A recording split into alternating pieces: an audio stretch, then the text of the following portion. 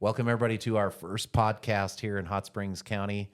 Getting this podcast together has been kind of a laborious process, but we're hoping that our Bobcat Beat podcast can provide more information for our community, for our parents, and really get all the great things that are happening out there in Hot Springs County schools. And there are a lot of those. We're really proud of them, but some are not aware of all those things. So we're going to use this podcast as a means to get more of our community knowledgeable about the great things that are happening in our schools. And I have two fantastic guests here with me for our first podcast, and I want to welcome them.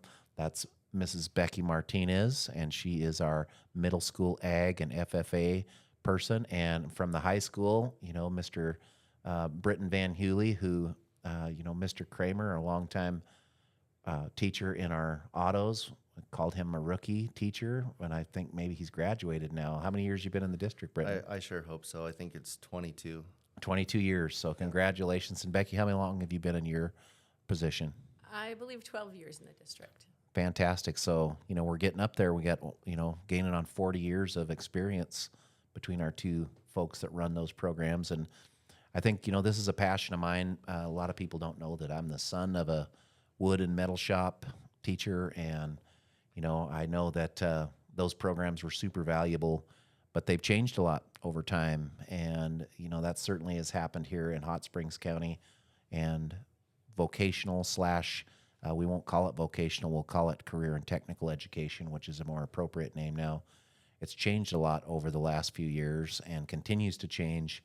And we're trying to adapt as well. So we're going to get started just with a little bit about kind of what you're doing in your programs.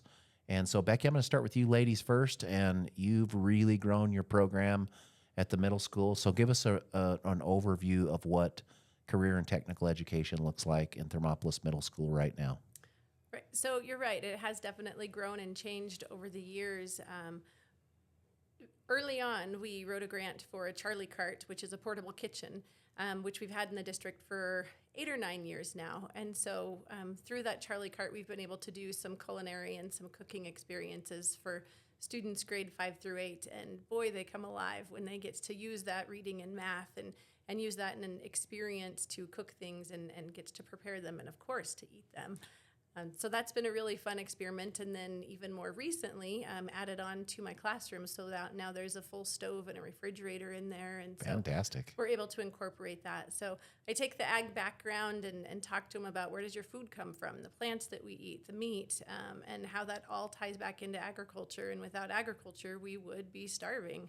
That yes, our food does come from the grocery store, but someone produces it first. So it's nice to build that full circle for them so that they get a true experience of someone grew this food for me, and I appreciate that for them, and how lucky we are in the United States that we are able to provide that for our citizens. Becky, that's fantastic. I did see some great pictures of your students doing the cooking, and if you have not had an opportunity, we'd love to have you go to the district Facebook page.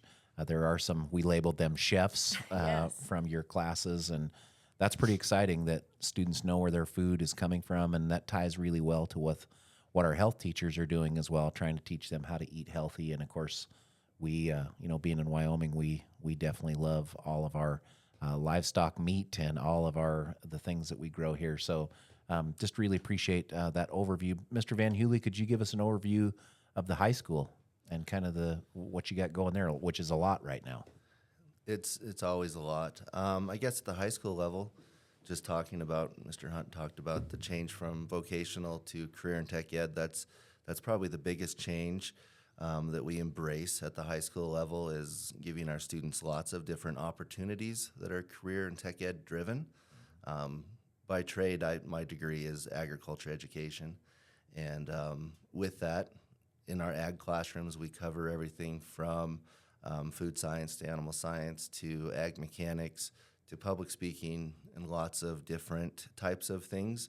So from 9th to 12th grade, our ag students cover all of those things, including lots of trades type stuff in our ag classes with shop time where we weld and go into the wood shop and do some wood shop projects. But in addition to the ag stuff, I guess my responsibilities have changed over time and been able to add a lot more of the career in tech ed to help add modern twists to different content areas to be able to give kids opportunities or make them aware of different opportunities, maybe jobs and careers within our community and our region by offering content that they can learn to do different things. And we have quite a few teachers actually that are a team that teach in the CTE, which is a lot different than most school districts, I'd imagine. But we have 3 other teachers that come over multiple times during the day and teach trades, but also they are core teachers. So they come and go, but they do lots of different things.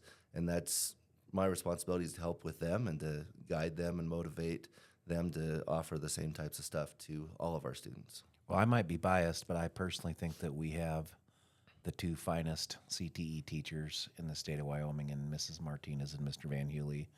And one of the things that I just heard that I want to repeat for our listeners is that there's no quit in these 2 folks. So if you know Becky, you know Britton, they're always thinking about the next thing for students, which can be a challenge, yeah, when we think about finances and things like that. But there's just, I've had a number of conversations with both of them about, let's think big, sky's the limit. We're never going to stop trying to innovate on behalf of our kids.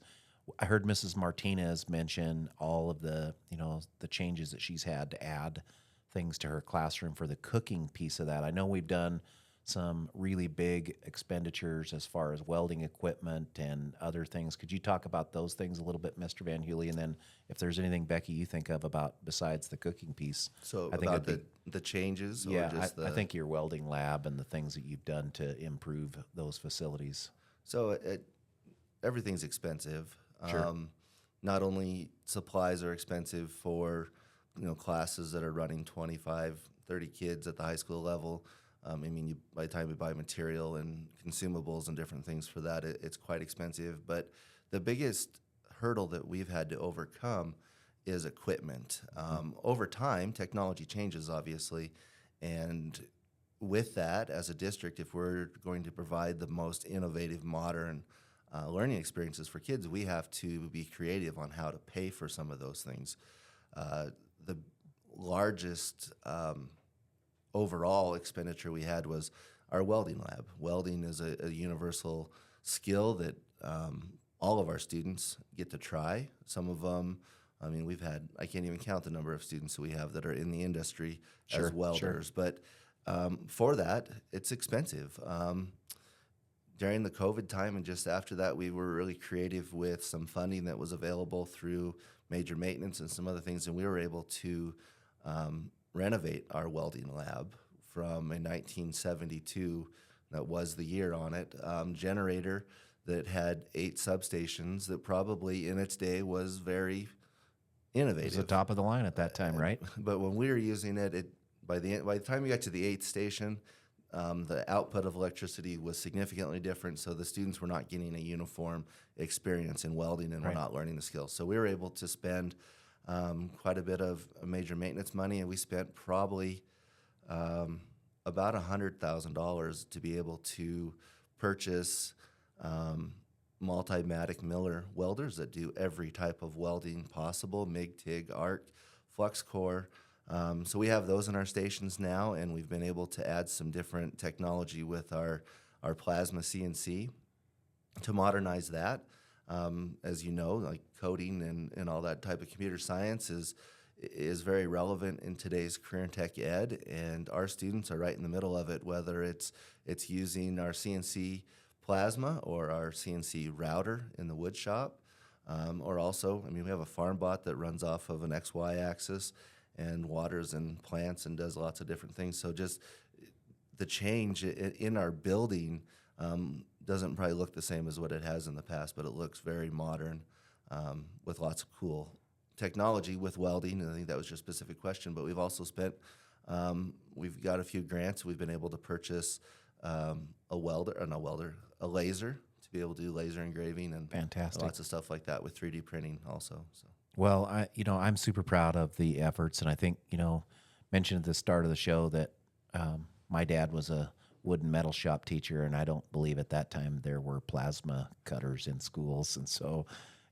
just really proud of those efforts there. And I know Mrs. Martinez, not just cooking equipment, but she's also made some significant changes through over time as well. So talk about those, if you would, a little bit, Becky. Of course, yeah. We were able to buy a little bit of equipment for our shop as well. At the middle school, we have a wood shop, and several years back, we were able to purchase some lathes. So the upper students, the 7th and 8th grade level, are able to spin the wood, or we have epoxy as well, that they can make into some pens. And so that's become a really neat thing and just a real eye-opening experience. A couple years back, I know we're close to Veterans Day right now, they made about 30 pens that they gave out to veterans that came to our Veterans Day assembly, and that was really a great experience to see them interacting with those veterans and what a really great idea. just saying thank you to them for the service they've given. And then more recently, we've bought some computer science equipment. So we have some makey-makeys that are really fun for students to experience how to make a circuit and what that looks like, in addition to some Sphero Bolt robots that they get to control, and they can use some block programming to figure out how to make them go through an obstacle course. And we've built golf courses that they have to maneuver around. And those are really interesting to see the students be able to use the problem-solving process and not telling them what to do, but just giving them the tools and letting them figure it out. And then when we talk about careers in computer science, I mean, it just opens their eyes to, wow, I didn't realize that I could do that and continue on with that. So that's really neat. I love that I actually get to see every student in the middle school gets to come through my classroom for CTE. So they get to experience a little bit of everything, not super in depth, but then as they get to high school, have those opportunities to specialize and choose what their passion is going to be. So so you touched on a couple of different things there that I think are really important for our listeners. So, when I mentioned my father before, there computers and these trades classes did not go in the same sentence back in those days. And I really want to applaud the both of you for just being continual lifelong learners, because that opens doors for our students. And then Becky opened a door that I think is kind of where I wanted to go with my next question for all of you, which is talk a little bit about the engagement. So Becky talked a little bit about how middle school is a place where we can experience a lot of things, kind of find the things that we like, maybe get hooked on a thing or two that we really love. And then in high school, we also have a lot of variety so that then students can find their passion. And I know Mr. Van Hewley has, as an example, he has welders come right out of his class and go to work and those things. So talk a little bit about the student engagement and the numbers of, because I think sometimes, I'll just tell you, I had a patron looking in the vocational building at the high school the other day that did not think that we used that building. And it is pretty darn full most of the time with students. And I know your area, Becky, at the middle school is very busy. We got a lot of, you mentioned every student gets some opportunity there. So talk a little bit about student engagement and what you're seeing for, students in your classes. So I have some students that towards the beginning of the school year, some 5th grade students that came up to me, and they had been through the rotation of my little 2-week cooking class, and they said, hey, we want to have a cooking club. And I was like, okay, well, I do cooking in my classes, but I'm not in charge, so you'll have to go visit the principal. So these 3 5th graders went and had a meeting with Mr. Luby and told him what they wanted to do, and he was like, well, you got to have an adult. And they said, Mrs. Martinez, yeah, we told her. We're good. So they voluntold you. They kind of voluntold me, and they were amazing. They followed it through. They brought friends. They spread the word themselves.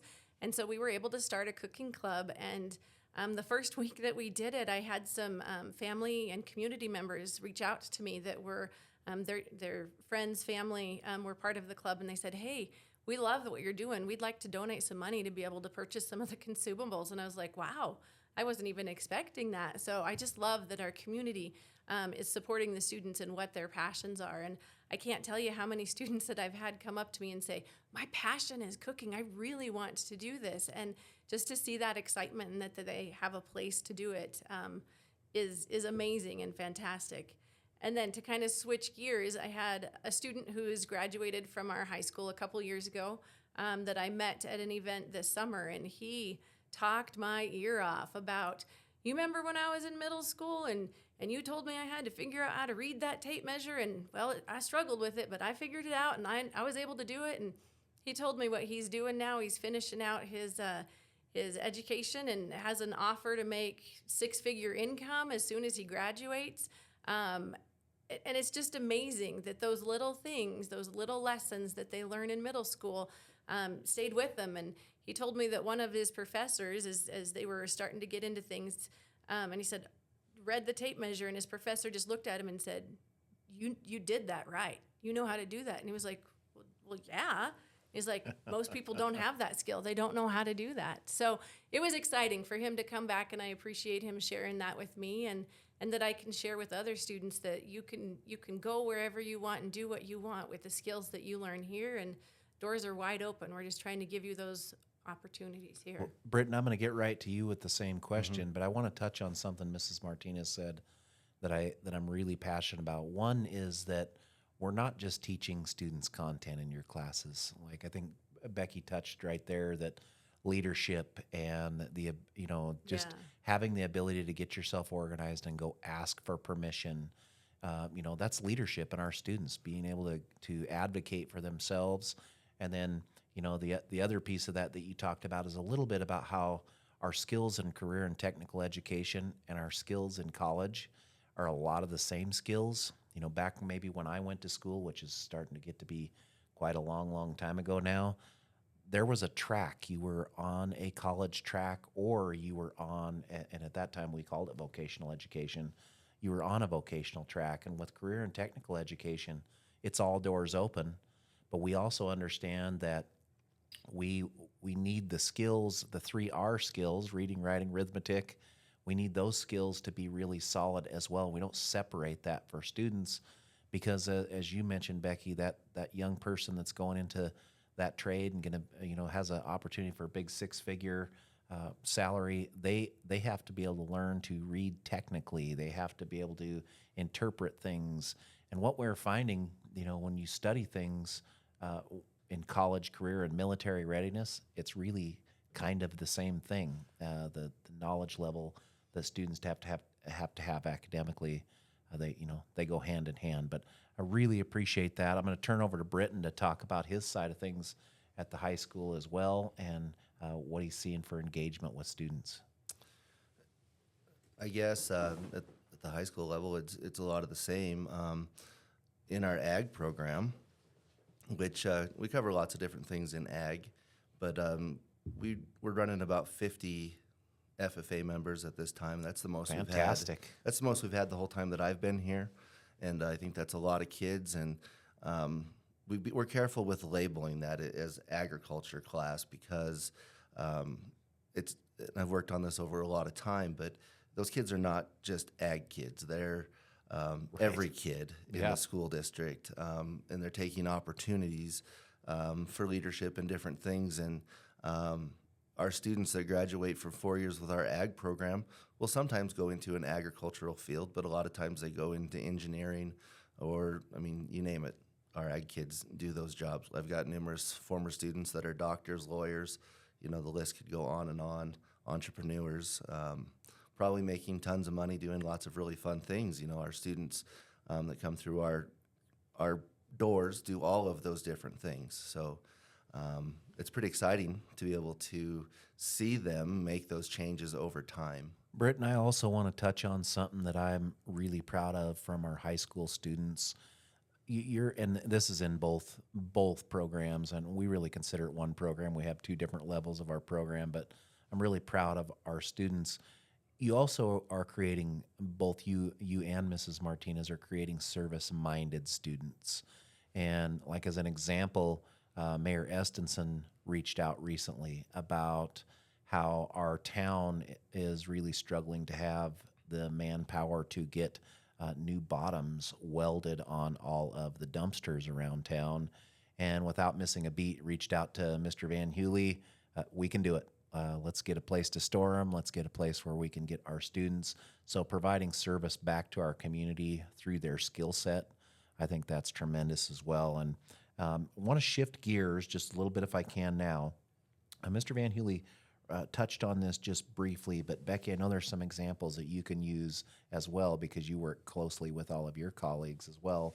But talk about how some of your colleagues in your core classes are working with you. And Becky touched on it with computer science and how computer science and career and technical education really are bleeding back and forth. But you have some students that you work directly with at least one math teacher that comes over and does some things with you. Britton, will you touch on that just for a second? That'll give Becky a chance for the same thing. It's really incredible, actually, and a genius idea to bring math teachers into a shop setting, because shop is math, it's geometry, it's everything that the students are learning in their math classes, and I can show them how to do something with a math skill when we're doing something in the shop, but typically it's how I learned in high school a while ago. And it's very convenient to have other teachers in the classroom or in the vicinity that can be like, hey, we did this in this class, and this is how we did it, and this is why. And they're speaking the same language, they're using the same terms, they're using the same skills that they're getting in Math 1 and 2 or 3 at the high school, and then they're using that in a setting. And it's amazing to see students add that together, and they understand the why of why they learn some of those math skills and how they can apply them. Because even in the ag classroom, we have a ton of math, and we use those skills every day. Right. I'm really proud of that effort because I think that has been really moved along this continuum. And I'm going to give Becky a chance to talk about it in the middle school building. But I want to tell you how much I appreciate our teams of teachers working together, because I know when I was in school, the math teachers did not spend a lot of time with what we would call the shop teachers or the autos teachers. And that's really changed at Hot Springs County School District, where our teachers are really working together. Becky, talk about a little of those opportunities that you have with your students and your colleagues. Thanks. Yeah, I appreciate even just the opportunity to be able to have conversations and be part of what they're doing in those core classes, and letting them know what I'm doing in our class, in our side, and how those can feed together. We get to measurement stuff in the shop in the spring, and so figuring out those fractions and reducing fractions, and it's just fun to see the light bulbs go on, and then the math teacher with the comments of, they got it, they understand it, they were able to apply it, and that was just like the next step that they needed, which is super exciting. I know a couple weeks ago I was doing an employability skills lesson with my 7th and 8th graders, and they had a work situation that they had to put a skit on, and I invited a couple of other teachers in there, and so they came in and watched the students perform, and Mrs. Elder was there, and as soon as they ended their skit, they said, "And where did you learn that?" And they said, "In your class, Mrs. Elder." And it was just like a great big celebration of, I took something from one content area, applied it to another content area, and wow, I didn't realize that could work towards my future career, or maybe even a summer job. So just helping the students make those connections, that all those things they're learning in language arts and math and science, like they do have a purpose, and we get the fun opportunity to get to see them use those things hands-on wise. You folks are amazing, and I want to kind of close this first session of the Bobcat Beat, and I probably am neglected a few duties. I guess I should have told our listeners this is our first one, so I'm learning too, but probably should have told them this is Superintendent Dustin Hunt that's doing the interviewing. But super glad to have Becky and Britton with us, and to close the show with them today. And you can hear kind of what type of rock stars they are in the classroom, and they have obviously some amazing, amazing students, and those are all of your children out there that are listening, and so we're awful proud of those folks. But talk a little bit, if you would, share with us two things. I'll go with Becky first.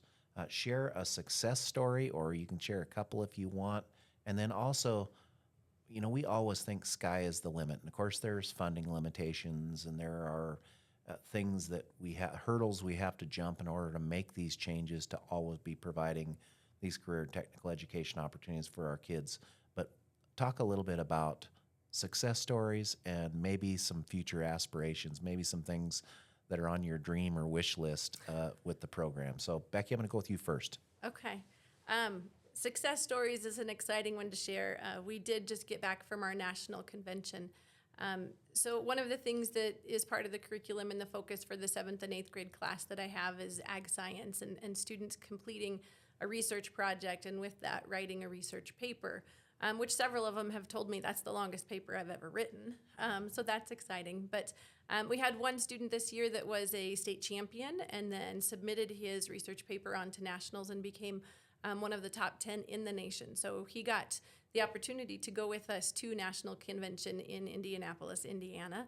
The top 10 gets to be on stage in front of the 70,000 people who were in attendance, and it's live that you could have watched it on RFD TV and FFA Live as well.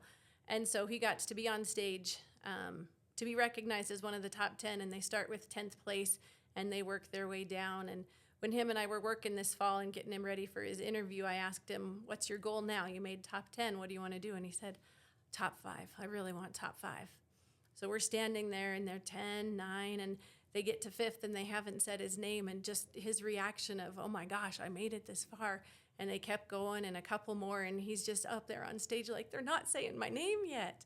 And so they got to 2nd place, and he was 2nd in the nation for his animal systems research project. And he was just thrilled, and his mom got to be there with us and watch him get the award.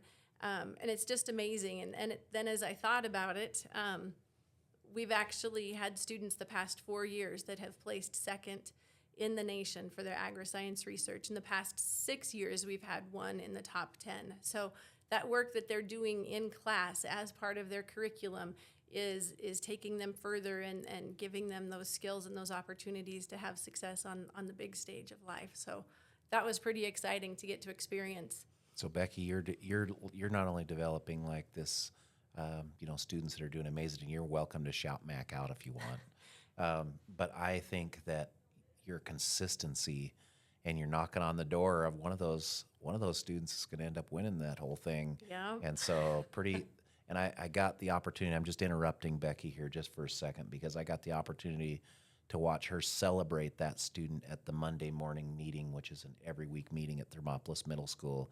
And she did a fantastic job of paying tribute to that student. And so I'll definitely let you celebrate that. And I'll turn it back over to you so you can keep sharing. But I just wanted to tell you how much I think that's amazing that you've created this consistent success with our students at the national level. Right. This isn't a local thing. It's not, not a state thing. Not that those aren't important, but it really speaks to the excellence that our students are doing. Right. And to celebrate that, even though Mac is now a high school student and the Monday morning meeting was at the middle school, just getting the information out there so that his peers can know and celebrate, and when they see him the next time in town or at a sporting event, they'd be like, hey, Mac, I heard you got 2nd. That's amazing. Because he does deserve those kudos. He put in that hard work and he put in that time. So the other one, last summer, so summer of 2023, my chapter officers come together for a workshop, and they decided that they wanted to be one of the top chapters in the state of Wyoming. So in order to do that, you have to fill out a chapter application that's very lengthy, 25, 30 pages, something like that. And basically telling what you're doing in your chapter in 3 different areas. And so they really focused on giving back to the community and wanting to do things not just for themselves, but in giving back to the community. So at state convention last April, they were announced as one of the top 6 chapters in the state. We were the only middle school chapter announced as one of the top 6. So they are also the top middle school chapter in the state. So their application got sent on to nationals. At nationals, they were rated on a 1, 2, or 3-star system, and they were a 2-star for the year. Which was fantastic, amazing. Our chapter was chartered in 2022, and so this was the 3rd time filling out that chapter application, and they were able to do that. And in 3 years. Yep, in 3 years, and get recognized on the state level. And I saw another ag program just a little ways down the road that they also got to be celebrated on the big stage, which was just exciting to see more Wyoming people there at the national convention. And they said that that's something that they've been working for a very long time. I want to say around 30 years that they got to it. And that those middle school students set that goal and put in the work to achieve that goal in that short time frame. I mean, that's celebration. Amazing. Yep, that is a celebration, and the grit that they put in, super exciting. I'm so lucky to get to teach where I do and to get to work with the students that we do. Aspirations. Where are we going from here, Mrs. Martinez? I know you got ideas I know a lot of these things might be funding dependent, and although, if we have staffing and all those things, because we know we do have budgets that we have to live within and all those things. But what's on the horizon? What do you think for middle school career and tech and FFA and ag and all that good stuff? Right. So things are definitely changing. We're open to new ideas, new possibilities. I really like to give back to the community and teach my students that community service doesn't mean that you got in trouble with the law and have to do something for X amount of time, but just that you get to help out those people in your community that have been helping you out for so long. So if there's opportunities out there that you're looking for a group of students, a group of youth to join you, to participate with you, please contact me. I mean, that's really what I like, to build the whole person, not just in the classroom. And so giving them those opportunities to see that, wow, what I did there, it really made an impact on someone else. So I guess that's the big thing for me on the horizon, is helping develop the whole student in and out of the classroom and giving to their community. Good for you. Thank you, Mrs. Martinez. Mr. Van Hule, same for you. Give us a success story. I know you have lots of them as well. And then future aspirations, or what's on the horizon at the high school level. Okay. Ollie, trying to come up with a success story. There's so many. I always tell people we have the best kids, and I'm not joking. Honestly, I've done this a long time, and the things that they We do have the best kids. We We do. do. We really just do, and it's just amazing to be able to do the stuff that we do with them. But to find two success stories, I got two that stick out in my mind. Okay. And the first one is I have a young man that there was a student quite a while ago that went into the Air Guard, and then from there he went to law school and to become an attorney. And when he was defending something at the end of his degree through the military and some different things that he was doing, and at a federal court level, it was something about water, and he explained it to the judge, and the judge looked at the guy and said, "Where did you learn that?" And he said, "Mr. Van Hule, my ag teacher taught me that." And that always That's that the makes me best. just feel so good, because Chokes you up a little bit. it does, even. because of all the things that student had been involved in from high school through the military, through college, all the stuff that he did, that's something that we learned in ag class still mattered. Yep. That's pretty awesome. And that's always been a highlight story for me. This And best paycheck you yeah, can that get, young right? man is super successful. He's actually one of the highest ranking JAG attorneys in the United States right now, and he's from our town, so that's pretty cool. That is worth celebrating for sure. Yep. And another one, kind of like Mrs. Martinez, sometimes when the students find you at the grocery store, you try to sneak in there so that it's a quick trip, but sometimes it's worth the extra conversation. And there was a young man last winter that I had in trades class, and he was he was a student that was a three-sport athlete, honor roll kid. I can't remember if he was in the top 5 in academics, but I believe that he was, and he went off to school to play sports and to do the academic thing, and decided that the white-collar path wasn't his, and that something that he learned in trades class was something that was probably going to be his future. And the look and just the excitement that he had, Beautiful. knowing that he'd learned something about that, and that was his path, and that it was kind of like explaining that, like, there was a weight off of his shoulders that, a lot of times we as adults push kids to do certain directions and different things, and this young man, the weight was off his shoulders, and he was so excited to become a welder, and all the different things that he was able to do with that, and the amount of money he was going to be able to make, and the security that his life was going to have, and the life that he was going to be able to build for his family was incredible. We 100% want our kids to chase their passion, and I think that's a great story. Britton, what about future aspirations? Where are we going? I know there's a million ways that could go too, and I know just like Mrs. Martinez's program, you guys are always facing another, what is next on the horizon. But talk to us a little bit about that, and we'll close the show with that. I guess, since I am an ag teacher, and FFA is a really big part of my heart and stuff that I do with the students, with that part of our content. But I have a strong belief, as Mrs. Martinez was talking, about her papers and stuff that her students are writing. The stuff that our kids are doing with the Agri-Science Fair and the FFA programs that we have are springboarding our students into tons of different things. And that's my biggest aspirations are, and I look at numbers and data and all kinds of things. And last year, our students from high school FFA, out of all the chapters, I believe there's 63, 70 FFA chapters now, but all of the chapters in the state, with all the career and development events and LDEs, we had the most in the top 5, most teams out of every school in the state, which is pretty incredible. And it's a lot of work, but we really strive to win state contests, and we want that pretty bad. And we've got some students that have worked really hard on the state and the national level to make that happen. And that's my biggest aspiration is to. It's just like anything else. You want to win.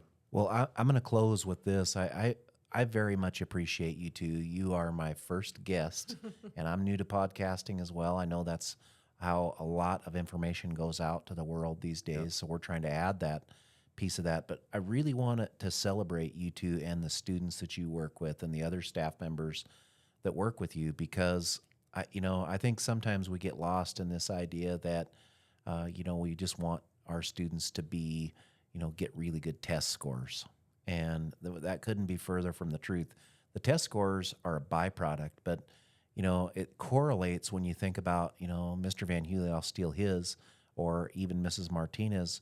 When you have students who are tops in the nation in something that relates to career and technical education, or you have the top performing chapter, when in relationship to top 5, it makes a lot of sense then when our students are also ranked number 1 on the ACT, and our middle school is one of only 3 blue ribbon winners. And, there's a number of first place. I could go through a bunch of those, but you have state champion cross country runners, and then you have golf teams winning consecutive titles. I just hope that our community will take the time to celebrate, and I know they will. I hope they celebrate all the accomplishments of our students just because they're doing great, great things. And one of the things that I'll close with also is Mr. Van Heuly and I've had this discussion before, and I'm formerly the high school principal. That's getting to be a long time ago now, but I look back at it was almost a competition for our kids to be in different things. It's hard to be involved in Mr. Van Heuly's program or Mrs. Martinez and also run cross country and also be part of the band and choir and all those different things. But I really appreciate how busy and how dedicated our students are. And I agree with you. I think we have the best kids. But I also am super proud of the two of you, along with your colleagues, to continue just to push the best for our students. And I'm definitely going to have you back here, because I'm sure like in not that long, you'll have some new ideas. We always think the sky's the limit. But thank you for being here today. And thank you for opening our first podcast to kind of inform our community about all the career and technical education and that is available in our community and all the excellence that you two are providing for our students. So thank you for being here, and we'll have you back again. Thanks again. Thank you. Thank you. All right. I want to welcome everybody back for the second session here of our very first Bobcat Beat podcast. My name's Dustin Hunt. I'm the superintendent of schools here in Hot Springs County. I have some fantastic guests with me. Mr. Van Heuly stuck around for this second session of our Bobcat Beat podcast because he thinks it's important when we talk about the definition of vocational and career and technical education. And I wanted to turn that back over to him really quick, just to give a quick piece on that. He thinks that's important for our public to know. Mr. Van Heuly, it's all you. Thanks, Mr. Hunt. Just a quick, it's just a terminology change and maybe just a visual change as well. We think back to traditional vocational education, and we think about a program that has woods and autos and drafting and CAD and all these different content areas that were very specific to how we taught school in the 1970s and in the early 80s.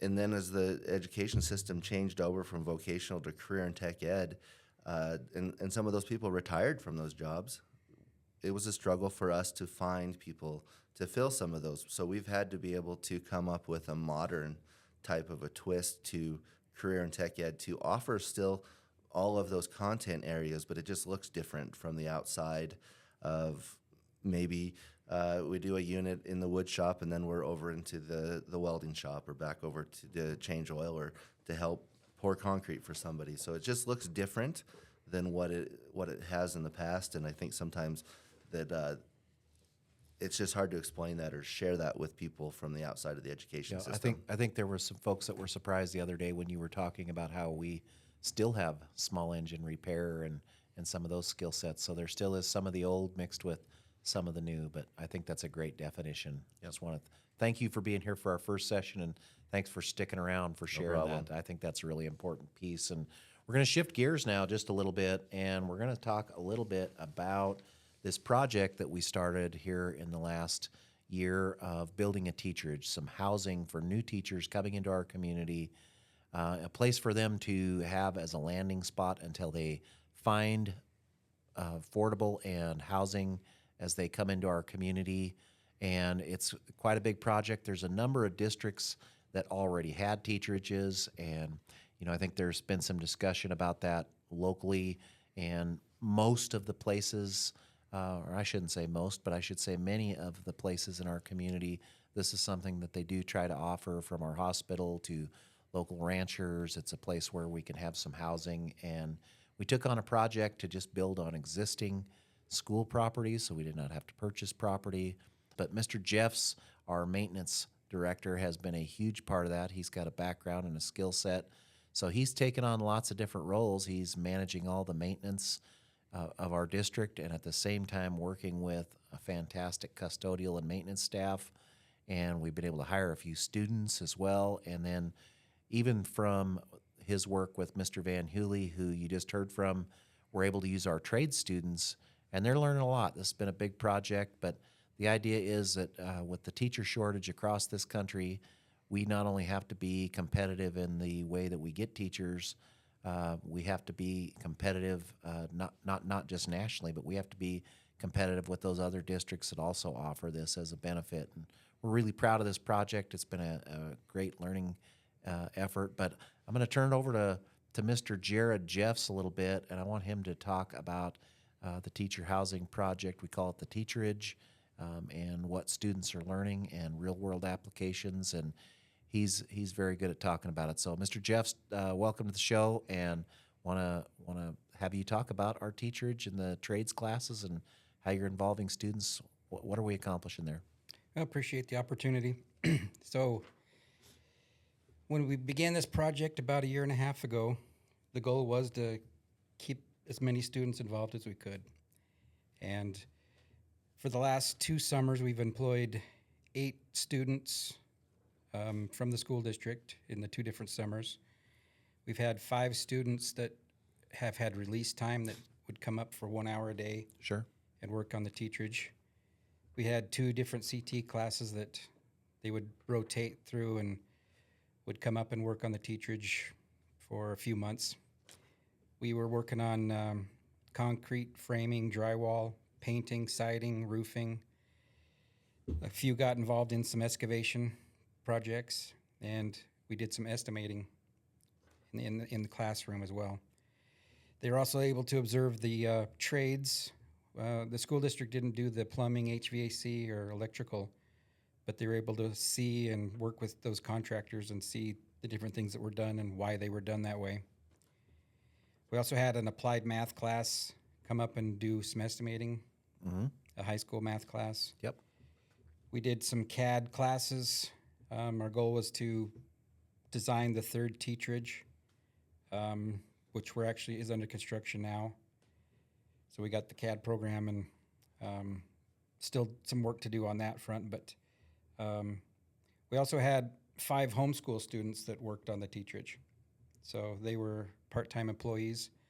So even though it wasn't necessarily a member of the school district, it was still a member of the community of that age that was learning those skills. Sure. And we had field trips come up. So different field trips from middle school, elementary, and high school came up to just to see what was going on and learn a little bit, see what's behind the drywall and the paint Sure. up there. So that's kind of the big student involvement that I saw. Mr. Jeffs, you've had some students that I know you've worked with, and I'm interrupting you here, but I think one of the things that I'm excited about is you've had a few students that maybe this might end up being their long-time gig. They've kind of gotten hooked on some of these skills that they're learning up there and thinking this might want to be something that they pursue in the future, maybe at some point, maybe even owning their own construction business. Could you talk about that a little bit? Yeah, there are a few that have that legitimate opportunity to use this for their future. You know, it used to be, you know, when I graduated, early 90s there, the goal wasn't to go out and be in construction. That was Sure. kind of like the kids that didn't go to college. Mm-hmm. But the wages that qualified good construction people have now are beating those wages that graduates, a lot of these Right. graduates are getting when they Right. go out from graduation. I mean, you can get a concrete finisher that can earn up to $200,000 a year if they're Right. good, Right. which, you know, no college necessary for those things. Right. So there are students that are looking into that. It tends to be the ones that don't have all the grunt work Sure. seem to be the ones that maybe want to pursue it more. Right. than Right. the ones that are out there doing the Sure, hard stuff. sure. But Okay. I interrupted you. Talk about like where you might want to go in the future with this program, and then some. You know, you talked a little bit about the real world applications and that, but we're always thinking about the next thing because we need to just keep doing it better and better and better for students. And Mr. Jeffs is a big thinker, and he definitely is always thinking about how we could apply this next. But you know, we won't have teacherages to build. You know, we're about to finish the third and final teacherage, so that we'll have 6 units that teachers can live in for up to 3 years while they find their forever home here in Thermopolis is our hope. But once that's complete, there's going to need to be some of these same opportunities and providing them in different ways. And I know Mr. Jeffs has some ideas on that, and we're going to try to figure out what funding and class schedules and all of that look like. But Mr. Jeffs, would you talk a little bit about that? yeah, I'll go into that. But first, I'd say real world applications. I've tried to teach the kids that have been around me that even if they don't do this in the future, these skills will come in handy. Love It's it. not just if you hire something done to have a basic knowledge of what's going to happen and how it's going to happen, and you can protect yourself in the future when you maybe have a project and a contractor may try to take advantage of you. You can understand things, you can know things that will help you, or you can know things to do your own repairs and maintenance on your own. You have an homes. idea of how big the job is and what it should require, so you know what you're willing to pay for it, and whether or not you might be getting gouged or not. That's a Exactly. You know, that's a really important skill, and that we all could benefit from that skill, I think. So that's fantastic. And then as far as future, I've mentioned this a few times. I think we're still trying to wrangle it in and see if we can make it work. But there are school districts that each year they build a house. Mm-hmm. You know, just a small starter home.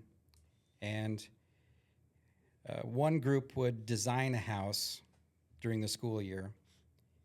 And then a group would build the house during the school year. So it would be, you know, 1 year Multi-year delay. project, yep. Multi-year project. But that's something I would like to see. There's several school districts in Montana doing this. And what it does is it funds their CTE programs. Mm-hmm. And I look around Thermopolis and there's a lot of dilapidated Sure. older homes. And my goal would be more maybe to tear some of these down and do something fresh and try to make the community a better place. Like I shared earlier, big ideas, and you know, Yeah. but I love it. I think that big thinking, you know, obviously that's not something we can run out and just do immediately, but I think that big thinking is really valuable to our students because we're trying to reimagine school as it, you know, you mentioned the early 90s. That's way back when I was in school too, and I think it looks definitely a lot different, and we need to keep thinking about what the needs of our students, the needs of our community, and then, of course, the needs of our career and technical education program as well. And so, you know, I think that's fantastic. What other ideas do you have? Well, along with the design and build, the contractors that we've used to do the trades up at the Teachers Project, they've all agreed to let a student come in and be an apprentice Fantastic. for that project. We have that opportunity even for this teacherage coming up. I mean, there's things that would have to happen to make that viable, but you have a plumber, you could have 1 or 2 or 3 students work with that plumber during the plumbing process. They could even work in the community on other projects for that plumber. Electrical the same way, and the HVAC the same way. Those are career opportunities for those kids that are high-paying jobs. They could really do well in those jobs, and there's a shortage of qualified candidates. Yeah, So- I don't think there's a single one of those folks that I've had to come to my own home that isn't looking for help. You know, that they could use folks as well. So I think that's a fantastic opportunity for students, and I look forward to seeing that grow. And you know, we're not going to keep Mr. Jeffs long because he's actually got a dump truck coming with. We got 20 yards of concrete coming for the teachers number 3. Right, to finish that foundation, and students will be working on that before long. And you know, Mr. Jeffs, I just want to thank you, congratulate you and your team. You know, we've tried to celebrate. You know, it's one thing to just go out and you know have somebody else build a teacherage for us to be competitive with other school districts. It's another thing to take your own folks, work with your own students, give them the skills. And, you know, you guys have done a tremendous job, and I'm really proud of all the efforts of the custodial and maintenance team. Really proud of our students for jumping. You know, I checked in over the last couple summers, and there was a time or two, you know, other than the supervision that was there, that the students were, I mean, they were building the walls, and they were doing the flooring, and got to see some students doing siding here this summer, and painting, all those different things. So just a great job by you guys, and I want to just congratulate you all and thank you for your efforts, and I'm looking forward to where this goes in the future. Yeah, I can't give enough credit to those kids. We couldn't have done it without them. And the custodial staff as well. They demanded a lot from them, and they all rose to the occasion, and they did the community proud, and they did the school district proud. Yep, And we're very proud of them. So, Well, thank you. We will let you get to where you need to be, and we're going to continue on here, but we're going to let Mr. Jeffs slip out of our first episode here, and we're going to jump right in. We also this year had a new development and kind of a community need, another one of those niche areas, and we're fortunate to have Mr. Jim Andreen. I think probably everybody in town knows Mr. Andreen, but we're fortunate to have him. He is one of our fantastic transportation employees. He's our local bus trainer. He's kind of a do-it-all person for us. And when we got this idea to maybe start this new program where our high school students could earn a commercial driver's license and you know, fit another niche in our community, in our state, give them bright future, improve opportunities for them as they leave high school.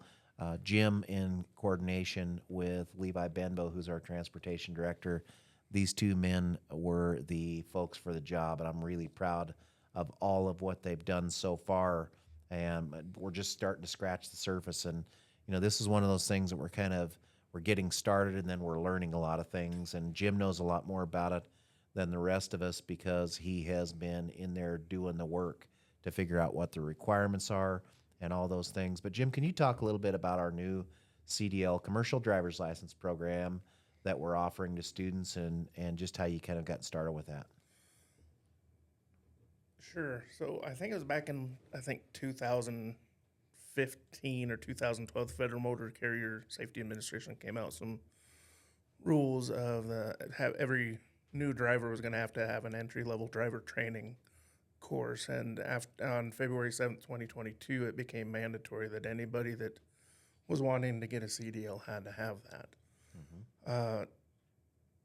Levi Benbow, the person that was there before him, Justin, he had a vision of having us train some bus drivers, or to do the bus driving training. And I, had been a trainer through the fire department, a course coordinator through the EMT, and the CPR training that kind of just fit the bill. And then we started with training bus drivers because they needed it. Right. And having that experience there of teaching the bus drivers and getting trained up on the training provider registry on how to enter all that, it helped me get a head start on this CDL course. We're learning a lot. You didn't know you were going to be a teacher, did you, Jim? No, and But you definitely are. I mean, think about all those teaching opportunities, and I know we're super grateful to have you in more than one role here in the district, because you're doing fantastic with our drivers and just taking this new project kind of by the horns, and you're our lead. So I appreciate that for you. Go ahead. it's definitely a learning experience because Right. I've been an instructor for many years, and then the teacher, it's a little bit more. It's a lot more. Sure. That some stuff I'm thankful with Britton and a few other teachers in the district that have kind of helped me give some pointers on the teacher side of doing stuff. But right now we're going through the CDL manual, trying to get those kids prepped up and teaching them all about the bus, the truck, whichever we have. We're thankful that I think Jared, who just left, had a dump truck Sure. that we were able to bring over. I know the district had one, but it's not functional. Right. So we were able to bring over our dump truck and teach those kids the essentials or the proper pre-trip techniques, proper brake test techniques, so they can be trained up, if you will, Yeah. so they can Yeah. get that. Earlier this summer, I went out and got my Class A CDL, which would allow me after 2 years to teach them so they can actually go drive the semi trucks. Right now, Fantastic. I can only teach them a single truck.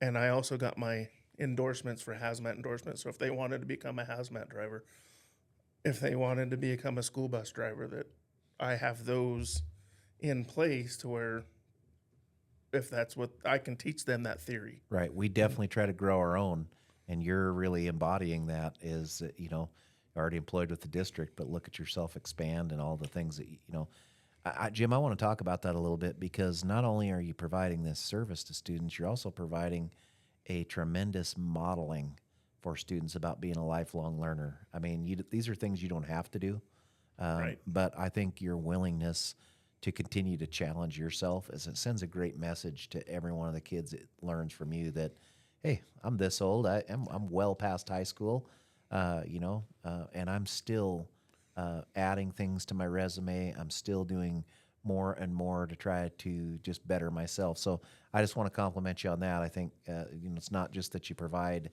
for these students. That's our main goal, is to provide for students. But I think that modeling is tremendously important as well. So appreciate that. Jim, can you shift gears for a second, because we're running low on time. But talk a little bit just to the audience who may not know what it entails to get a commercial driver's license, and include like some cost there. Like the hope is that some of this training might save our kids a few dollars and give them a little head start in the long run. We may not be all the way there yet, but that's kind of our goal, is working on that so that they have opportunities when they leave high school that maybe they couldn't afford, or maybe they that opportunity was not going to present itself. Sure. So based on the research that I've looked at, just to get a Class A CDL is about $5,000, Wow. and it's at least a 4-week course, and that's 8 hours a day. Right. You have to do your theory portion and your driving portion. Some people take longer. Some people pick it up quicker as far as the driving and backing portion goes. But that theory, it's 2 weeks worth of just in classroom time. Got to get in there and study. Yeah. Yeah. You have to pass a test. If you don't get an 80% on this test, you can't get your driver's license. So, and that's the FMCSA. They made that mandatory, that entry-level driver training. And like I said, 4 weeks at $5,000, that's quite a bit of money. So we're saving, I've got 10 kids in my class right now. And if and or when they pursue, $50,000 savings. $50,000 savings. Well, and even think, Jim, when you were talking about that before with me, I was even thinking about sometimes once we get out in the world and we're making our own way and we're a young adult, where are the 4 weeks going to come from that we can't have a job as well to just stop our lives and do that training as well. So it's not just the $5,000. It's where am I going to find 4 weeks of 8 hours a day, duty-free time that I can afford to do. So our hope is definitely to try to give them a head start on this and try to open that door. Absolutely, absolutely. And I mean, it's a great opportunity for them. We get to go out and drive. We get to eliminate that 4 weeks. We're classroom time's only an hour a day, so it's kind of hard to individually commit 1 hour to one student every day. However, on our Fridays, they have their advisory, and if I have a couple kids that are 18, I can still I use that Sure. take them for a couple hours so we can get Sure. that time in, and just when they graduate or when they get they'll be prepared to take their commercial driver's license test, and then once they have that, they're ready to go out to Urian Brothers, Right. DNA Construction, and Earn some wages. go make 50, 60 or more $1,000 a year. Well, Jim, I just want to tell you how much I appreciate you taking on this challenge. Kind of wrapping up our show for today. One of the things that I think we heard is just how much, I still have Mr. Van Heuly here.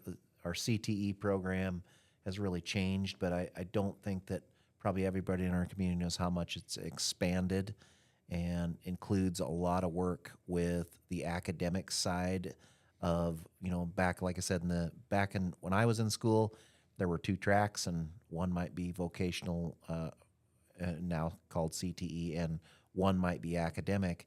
And I think you're seeing both in Jim's program and also in Britton and Becky's how we're really trying to balance a fantastic education with academics, with skills and certifications that our kids can go to work and earn wages. But the idea is that they can follow their passions. They're not going to get held up on a test that, say, for their CDL about getting that 80% because they struggle to read. Like, our reading scores at the high school were our highest score of all. Those students are going to be able to read and comprehend the difficult manual, the difficult test material. And, I'm really proud of our efforts. So like I mentioned at the start of the show, as the son of a vocational teacher, and I'm using those terms kind of interchangeably, I know that it's much different. My dad was definitely a wood and a metal shop teacher. He did not work very closely with the other teachers in his building. It's still a passion of mine, that kids get those skills. But I'm really proud of our school continuing to try to be on the cutting edge because I mentioned Jim and how much I appreciate him as a lifelong learner. He doesn't have to do that.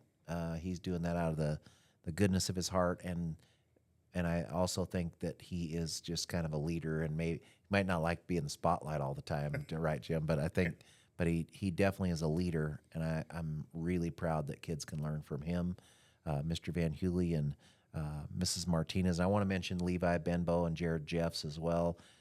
Jared is really imparting a lot of knowledge on our students as they learn those trades, and of course, he has to work closely with Mr. Van Heuly to get those students up there. And Levi, our director, and Jim, our trainer, they're working closely to make sure they can cover all the bus driving activities and still get these other things done. We're a small district, but I'm really proud of the things we offer our kids. I hope this has been informative.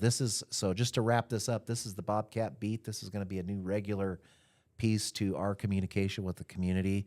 I'm honored to have my guests for the first meeting be from our career and technical education, our transportation, and our maintenance and custodial department.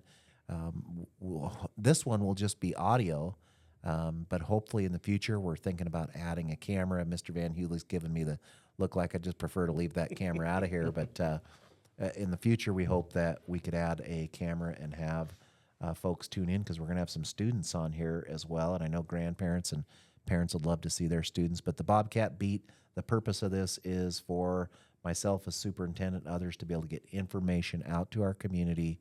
For those, we only get 1 or 2 articles in the paper each week. There's only so much we can get on social media, but if you're doing things around the house, you can turn this on and hear about all the great things our student and our staff are doing and learn about what it's like in Bobcat country. I want to thank you too. Mr. Andreen, thank you for being here today. Thanks for what you do for kids. And Mr. Van Hewley and all those other guests that we don't no longer have here with us. I want to thank everybody. And we will close up the show. Feel free if you have any questions or you'd like to inquire further about what you heard. Don't be afraid to call the superintendent's office, and I'll do my best to get back to you as soon as possible. Thank you, and have a good day. Go Bobcats.